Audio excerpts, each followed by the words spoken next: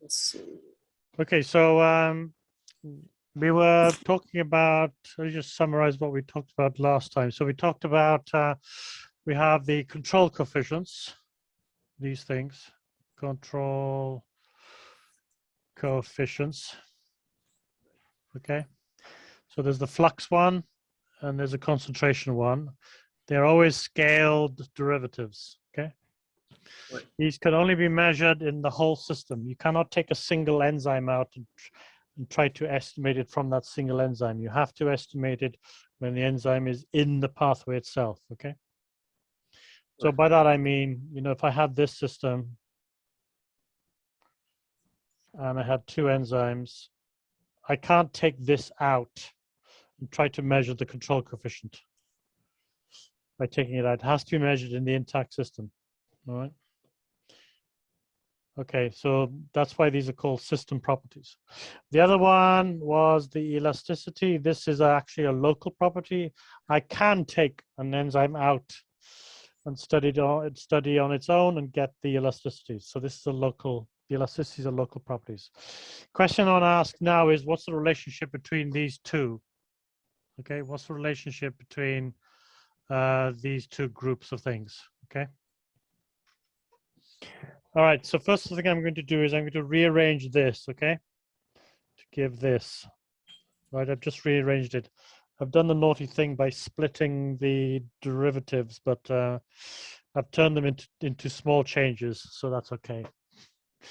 All right, so if I rearrange this elasticity equation, I get this. This allows me to predict a fractional change in velocity given a fractional change in substrate. So essentially what it's doing is if I had the V versus S curve, it lets me predict if I make a movement up, change, so say increase the substrate, it lets me predict, oops. It lets me predict the change in velocity, okay? That's all this equation does, right? Given a change in S, it gives me the change in velocity. That's all this does. Okay. Now, because we're dealing with this very, very, very small changes, if you have lots of changes occurring around a particular step, like here's a reaction, there's a change in S, there's a change in P, and a change in E1. The actual overall, if I make 3 changes, the overall change in the velocity is the sum of all of them. So in other words, it's epsilon Vs times S over S plus epsilon P over P plus epsilon V E E. So it's actually E1, okay? Because the changes are small, everything is linear and I can add everything, all right? That's a very important thing that we're going to use, all right? Can you accept that? Yeah. Right. Yeah, yeah. Okay, so if there are lots of changes going on around an enzyme, the overall change is the sum of all the individual changes. Okay, that works because we're dealing with small changes, and everything is straight lines, so it's linear. Okay, all right then. So let us take a pathway and let's do an experiment. Okay, so 2 fixed boundaries, E1, E2. Okay, we're at steady state. Okay, we're at steady state. I'm going to make a delta E1 change. That means I'm going to increase E1 by delta E1. Okay, so E1 goes to E1 plus delta E1. That's what it means. All right. Okay.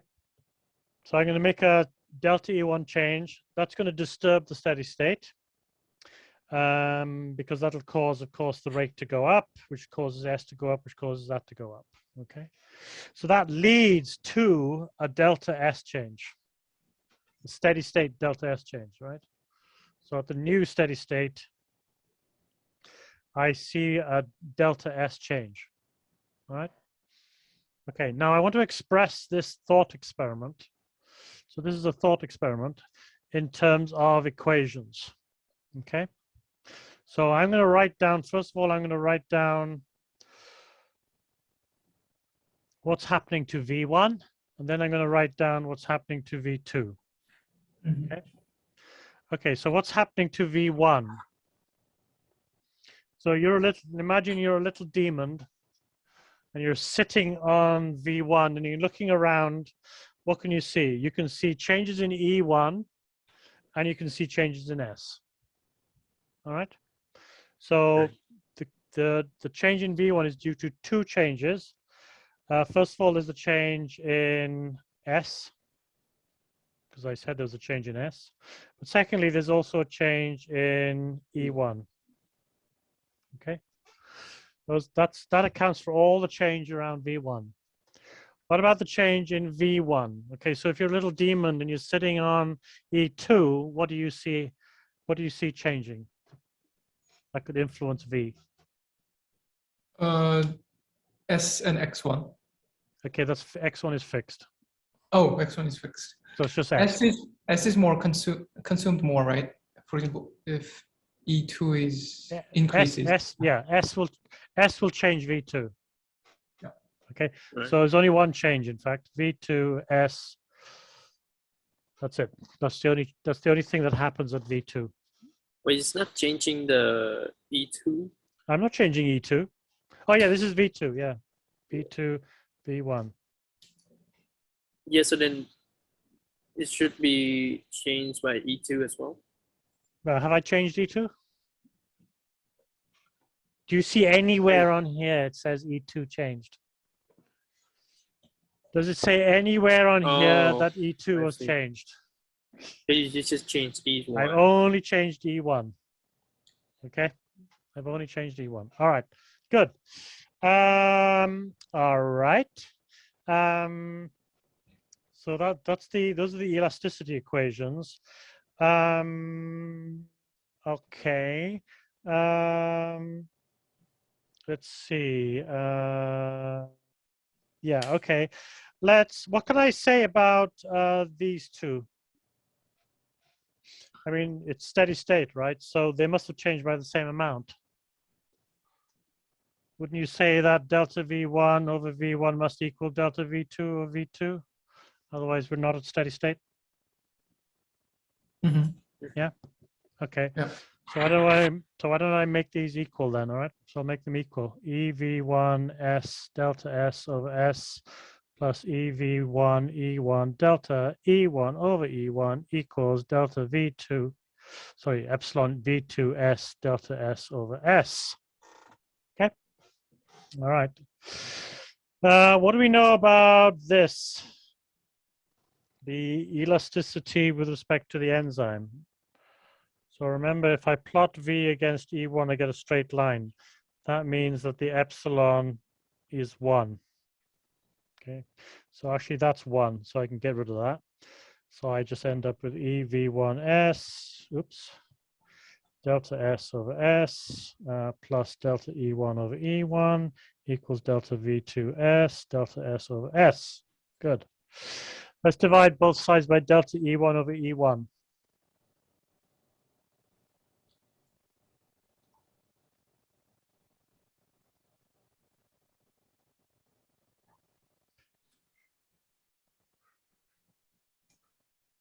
Okay. Now the question is, what is this thing? Let's look at the control coefficient again. Control coefficient of, yeah, okay. Yeah, it's the control coefficient. It's basically the control coefficient. Yeah. E over S. Okay, so I'll swap those in then. So EV1S C S E1 plus 1 equals EV2S C S E1. Okay. So I can do some rearranging here. So I get EV1S minus EV2S, oops, CSE1 equals minus 1. So I took the minus 1 to there, and I took this one over there, and then I pulled out ESE1, okay? So now I can, final rearrangement is that equals minus 1 over EV1S minus EV2S. There you go. That's the result. So what we've done here is we've expressed the control coefficient, this one in particular, in terms of the elasticities. Quick question: the why V and E1? I think V1 E1. The slope equal 1. Because this is equivalent to V equals K E1. That's what a straight line is if it goes to the through 0. And so if you differentiate that, you get, if you differentiate dV by E1, you get K, right? And then you multiply by E1 and divide by V, which is K E1. It's 1, okay? Oh, so this one, because x0 fixed, so x's are fixed, yeah. Yeah, it's very important to realize that that's fixed. Won't work otherwise. Okay. So I've now got an expression, and by the summation theorem for S, I can automatically get E2. It must be the opposite of that in order to add up to 1. So it's 1 over EV1 S minus EV2 S. Okay. All right. Okie doke.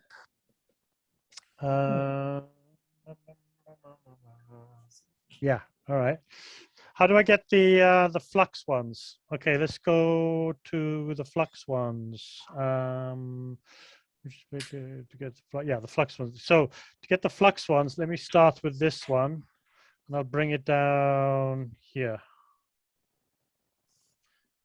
So I'll write it here. dV1 V1 equals E. What is it?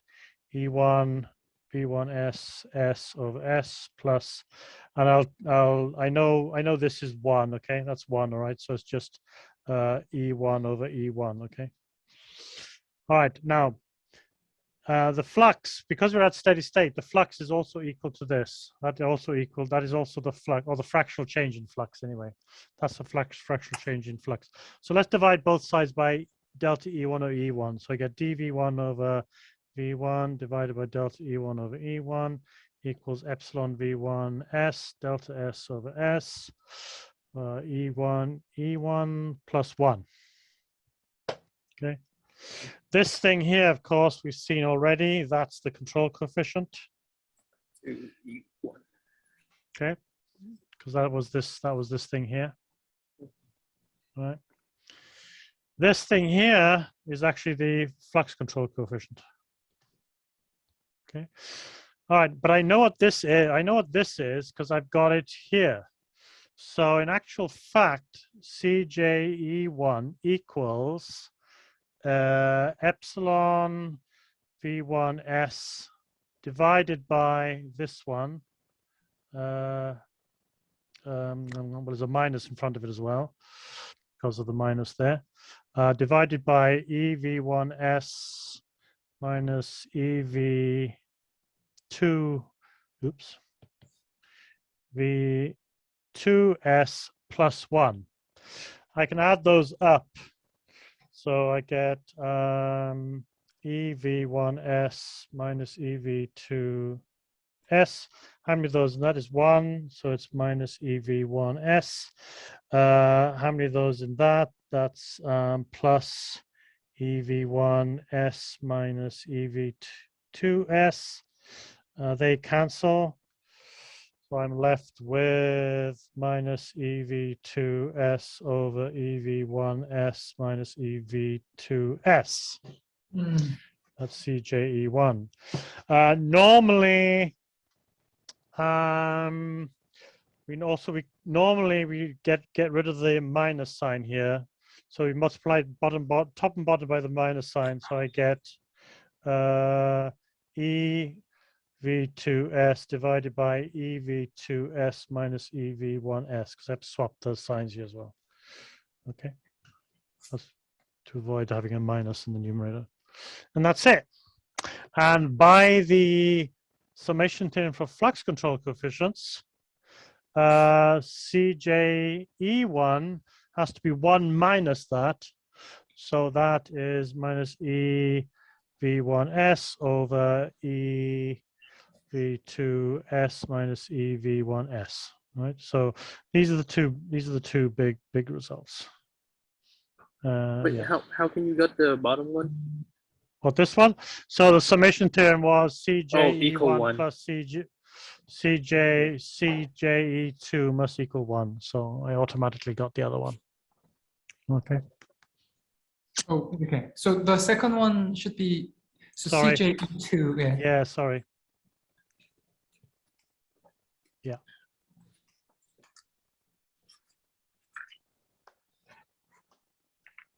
Mm.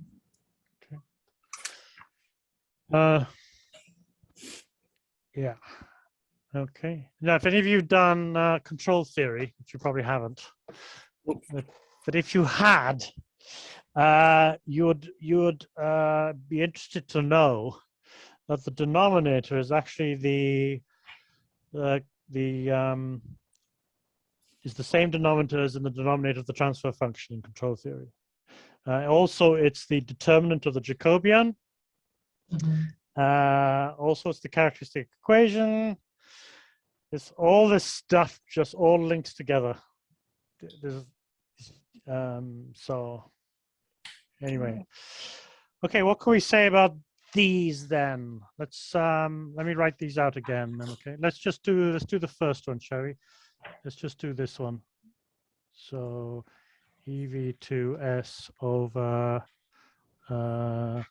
EV2S, oops, S minus EV1S. Okay, so let's draw a pathway here. Okay, so what are the situations? So let's do one situation is there's no, S does not affect V1, okay? Let's try that situation. If S, and what's the elasticity on here? That's the V1S.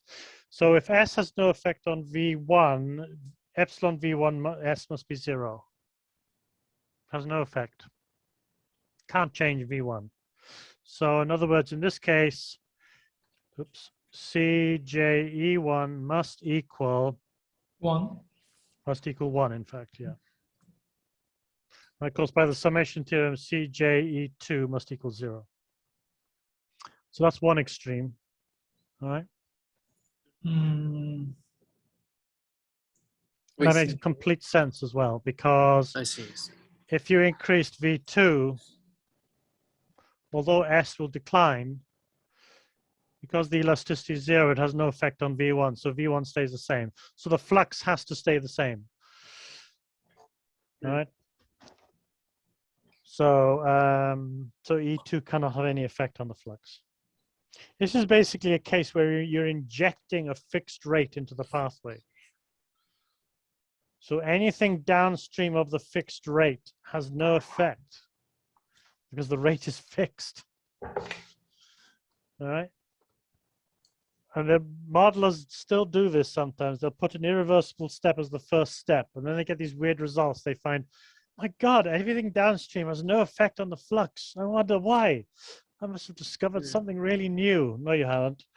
You need to go back to the 70s, and you'll find out that people were talking about this then, saying how some modelers make the first step irreversible. I wonder why they get strange results.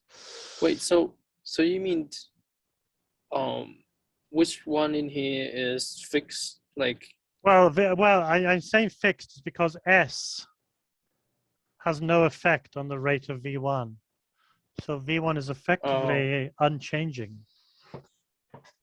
Unless I change, the only thing that can change it is E1. right. All right, so S has no effect of it. And remember, when only E1 has the power to change something, the control coefficient is always 1. And because it's a balance between how much S throttles back the flow and how much E1 throttles up the flow. It's the balance between those two. That's what determines this value. It's how much E1 throttles up the flux and how much S throttles down the flux. Okay. And the maximum you can get is 1. That's when S has no effect at all. The minute S starts having an effect, it starts reducing the flux, and therefore the 1 starts to dip below 1 and starts to go down and down and down. If I were to make, in fact, in the limit, if I were to make S infinitely powerful at controlling the flux, okay, let's try that example. S. So now epsilon V1 S is much, much, much less than 1. Remember, it's got to be negative as well, right? The other thing to remember, it's going to be negative, right? It's much, much, much less than 0. What have we got going on here? So it's basically let's say it's minus infinity. Oh, okay. So so this value is going to be negative, okay? But you've already got a negative here, so the whole thing is positive. So we have a massive positive number in the denominator, meaning that the control coefficient plummets to 0. Okay? So if S has if S can infinitely, as infinite strength at controlling V1, then the control coefficient on E1 drops to 0. I mean, E1 can't fight against that, right? An infinitely powerful S. You can imagine two armies battling. S is a much stronger army than E1, so it always wins. And so that's the other extreme then. So CE1 equals. Would you say the elasticity of V1 over S, that's extremely small? Negative, very negative. No. Here it's very negative. small. Here it's very negative. In fact, let's take it all the way down to minus infinity. Why is that? Why is it negative? Yeah. Because if I increase S, it'll slow down V1. Right, because it's pushing back. And so this is the other extreme then, okay? So no control on E1 and everything is on E2. So when you talk about the elasticity, that's with respect to the products? It could be anything. In this case, so in see. this case, V1 it's a product, but for V2 it's a substrate.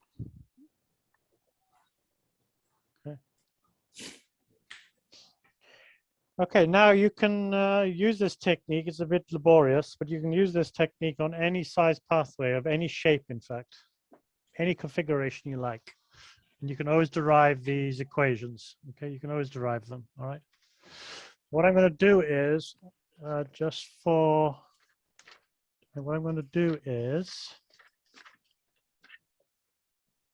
is it? Hold on. No, here we go.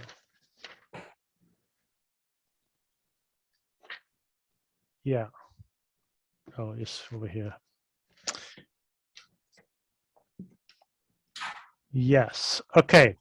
So let's consider a longer pathway. And this time I'm just going to write down the results, okay?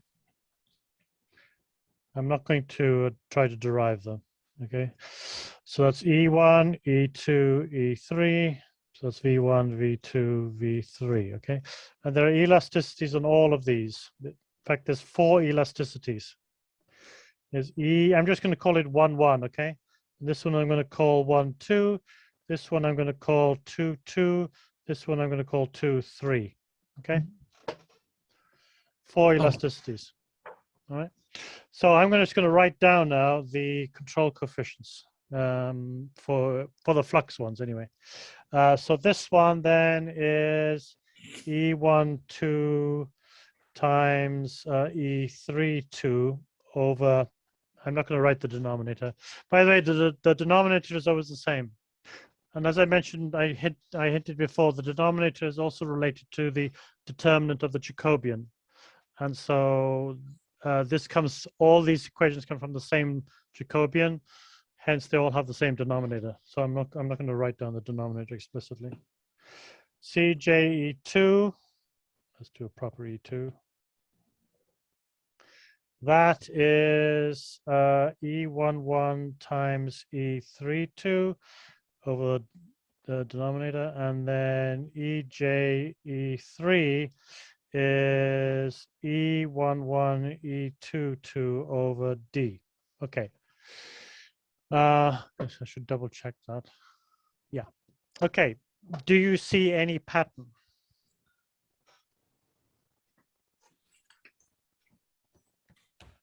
I mean, the other numerator is just arbitrary, or is there some pattern? Substrate downstream is affecting the flux. No. The superscript all has 1, 2, 3. So if it's like a E1, the right-hand side is a product of the other two, right? The right-hand side is the product of the other two. Yeah, E1 1, E1 2, E1 E2 3. Yeah. Well, say it again. So the subscript of the left-hand side of E Yeah. is anything. So the collection of that and So yeah, the superscript number of the 1 is right-hand not side. present in the superscript. Right. 2 is not in the superscript. 3 is not in the superscript. But the Yeah. sum, the collection is 1 to 3, like all three. All one, Yeah, all three. 3. Yeah. Okay. All right. Let me show you the actual pattern. I mean, that is probably the same thing as actually the pattern I'm going to refer to. Yeah. So what I'm going to do is I'm going to mark out the I'm going to mark them out. So for the E1, it's this one and this one. Okay. For the bottom one, this one, let's do that in blue. It's this one and this one. So note for the E3, it's all the upstream ones. For the E1, it's all the downstream ones. The middle one has this one and this one, the two that are going upstream and downstream on both ends. These look like signal pathways. These look like, there's no proof of this, right? But it looks like these are the paths by which the perturbation travels. So if I were to make a perturbation in E1, it jumps from V1 to V2 via this one, and then it jumps from V2 via S2 to this one. So it jumps down. The reverse one, E3, does the same thing, it just jumps up. The one in the middle, of course, the perturbation propagates upstream and downstream. And so you have both of them. Okay?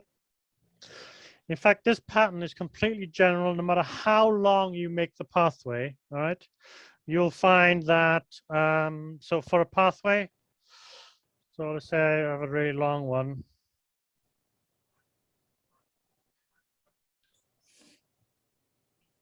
There we go, very long one, okay? That's 3. And let's say I made a perturbation here. I can tell you just by inspection that the product of the elasticities will be, first, if I make a perturbation here, part of the perturbation will travel upstream and part of the perturbation will travel downstream. The upstream ones are governed by that elasticity and that elasticity. The downstream ones are governed by that one, that one, that one, and that one. Okay? And this is a completely general result, actually, it turns out. Even more interesting is if you had a more complex pathway with, branches and all sorts of things, the numerator becomes a sum of possible routes for the perturbation to travel through. This has not been proved, but it seems obvious that it must be. Nobody's ever shown. Nobody's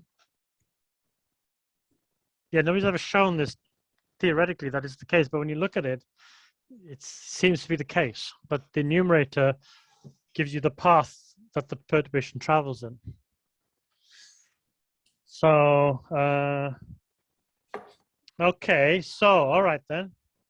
So if I do the perturbation here, okay, it's that one, that one, that one, that one, that one, that one, okay. So it's a string of all the downstream ones. And if I do one down here, it's a string of all the upstream ones. All right. Okay. So like you all multiply the elasticity. Yeah, they're all multiplied. Yeah. You think you're sort of multiplying percentages because these are sort of percentages, right? Right. Well, ratios of percentages. So you can think of E11 as the percentage change in V1 divided by the percentage change in S1. So it's a ratio of percentage changes. And you just multiply them all together. Odd, eh?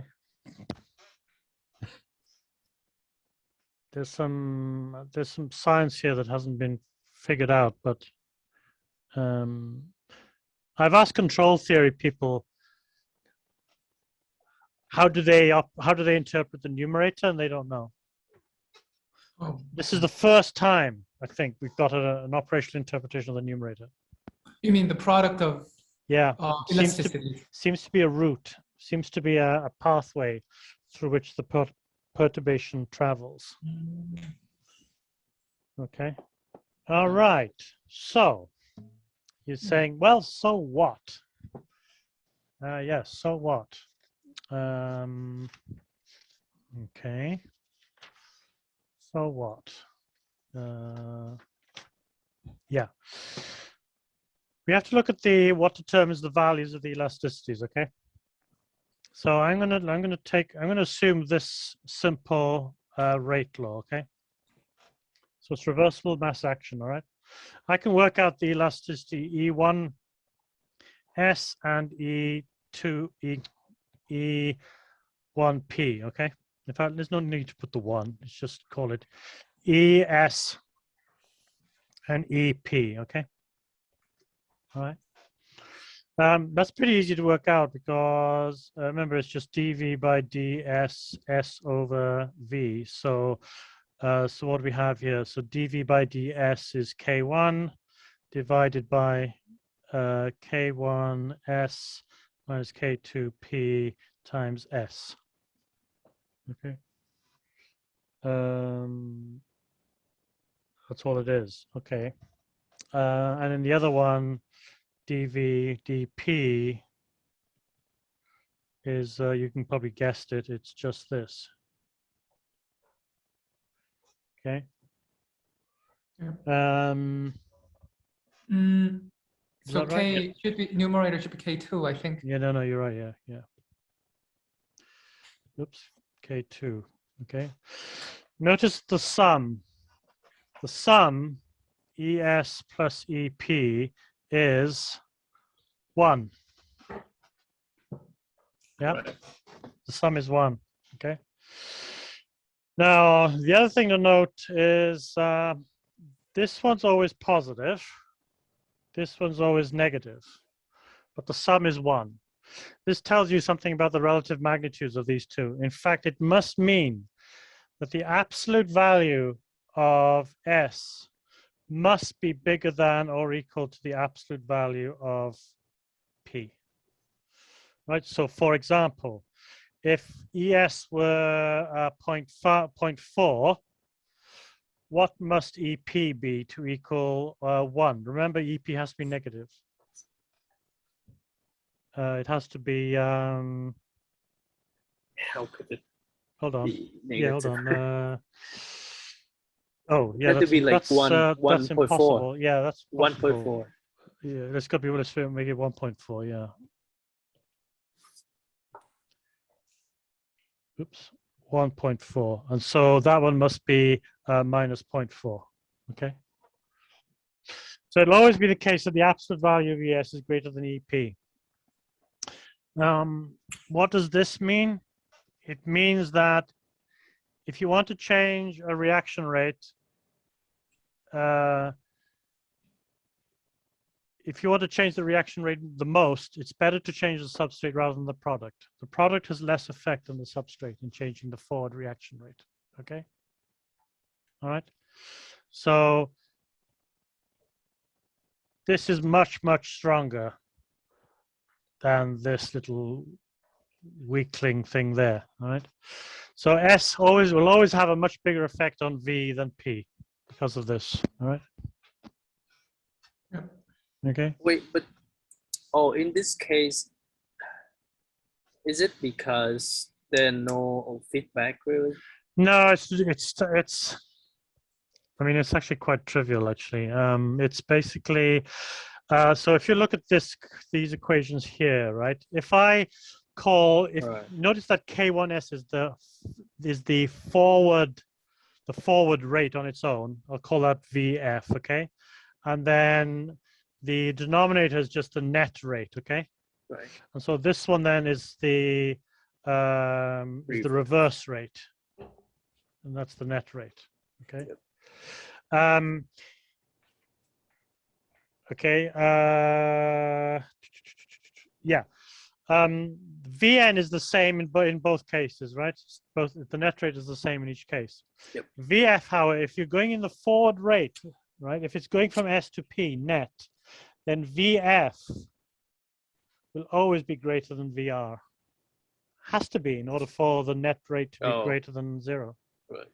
Yeah. Right? So you have to imagine it like this, okay?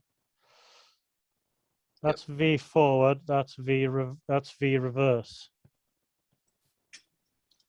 And the net rate is the forward minus the reverse, okay? So in order to have a positive net forward rate, VF has to be greater than VR, okay? And so the substrate elasticity will always be bigger than the product elasticity. It's just because the forward rate is always bigger than the reverse rate in order to have a positive net forward rate. So, and that comes from the thermodynamics. That's because the forward rate is more thermodynamically favorable. Right, so now you're thinking, so what? Okay, now remember this, that the manipulating substrates is always more powerful in changing the rate than manipulating products. Okay, right, remember that. Okay, now let's draw a little pathway. Okay, and I'm going to perturb there. That invokes this elasticity and this elasticity. Both those elasticities are substrate elasticities, both powerful stimulators. Okay, all right. Let's now activate the last step. This results in the product elasticities from being used, and we know those are weak. Yep. The product, presumably, of a series of weak elasticities will always be smaller than the product of substrate elasticities. Hence, it's always easier to propagate a signal downstream than it is to propagate a signal upstream. It's harder because you're up against this. It's harder to propagate up than down. Yep. Therefore, on average, if you just took a random set of Ks, on average, you'll find that the control coefficients here are bigger than the control coefficients here. Because they have more, they can influence the flux more than this one because they have access to the forward elasticities, which are stronger. Whereas this little chap here, he only has access to the weak product ones and therefore doesn't have as much influence. Therefore, you mean the control coefficient with respect to flux. what? Flux. Yeah, rate. with respect to the enzyme. Oh yeah. I'm disturbing either enzyme 3 or E1. Okay. And E2 is sort of in between. It has both a substrate one, which is nice and strong, but it has a product one, which is a bit weak. So it's in between. That is why. So let me go back here. That is why when I run this is why when I generate 100 random networks. Oops, you're not seeing anything, are you? Hold on. Not yet. Okay, this is why when I generate 100 random networks, on average, the first step has the highest flux control. Here it comes, there. The first step has the highest flux control. This bottom one here, step 10, it has to rely on all the product elasticities to push the perturbation upstream, which is generally weak. Therefore, it has very little influence. Again, could you could you clarify the axes in this? Oh, plot? yeah, sorry. This is the step number. Yeah, x-axis is the step. So that's the first step, second step, third step, fourth step, and way down there is the 10th step. Yep. The y-axis is the average flux control coefficient for that step. So Oh, CJ E1 E1. is the biggest on average. Yep. Because it gets to use all the forward substrate elasticities, which are always stronger. It's easier to propagate down than it is to propagate up. yeah. And that's it. And that's the reason why. Wow, interesting. Yeah. Well, but like in this case, you're not taking account Manton Michaelis. No, things start to get modified when you start having more complex rate laws. But inside the Michaelis-Menten, there's still an element of this, but it's modulated by saturation effects. So it's still possible to have all the control on step 10 if you arrange things properly. But on average, you'll find that, they'll be at the front. But with Michaelis-Menten, yeah, you get some modification adjustments to that. I don't think nobody's ever done an analysis of that, actually, to see what would happen there. So anyway, that's that. So on Thursday, we'll talk about this one, right? What the hell has happened here? Actually, that turns out to be easier, in fact, to explain. Yeah. Side note from this. So Lily says you can generate like much more than 100. So is there a way that like generate random oscillator pathway? She is. She generated 100, did she? No, but like she says it take a lot of time and stuff, and she. Well, what kind? She just runs it on a computer for a long time. So is it an easy way that I can make a random one on? No, you have to use her software. Oh. I mean, you could run it too. You just run them overnight. Oh. It takes about half an hour or less to produce one oscillator. Right. She said like she would get at least like by 100. She said that take too long to get the 1,000. She has access to Hayek. She can generate as many as she wants. I mean, I have a spare machine here. We can just start churning them out on this machine. I think I've got the code on here. We'll have to get it down. Ask her for the code, maybe. Run it on your own. Do you have a spare machine?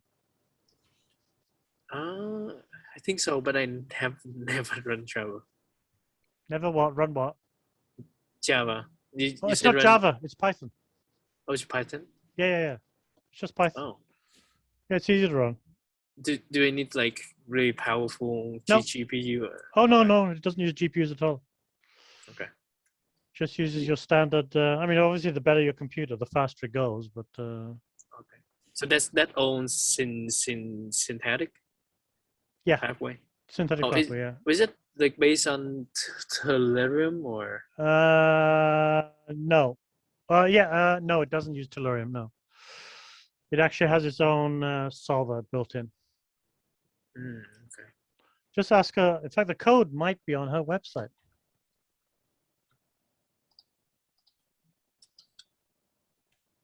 Evolution. Evolution. Yeah, the code is all there. Is on the GitHub that you send? Yeah, hold on. Hold on. Yeah, I'll send it to you here. Look. Oscillator DB. No, it's not the database. It's evolution. She hasn't given any instructions though. Ask her for the instructions. Oh, I see. Okay. Okay. So that would just like generate like all antimony. Yeah, generates that. Yeah. Actually, what it does is it generates a zip file, and the zip file contains a record of the entire evolution. But at the root of the zip file is the best model it created, called something .ant. And that's a text file? Yep. No, Okay. the zip file is a zip file, but the ant file in the zip file is a text file. Okay. There's a configuration file. No, that's not it. Hold on.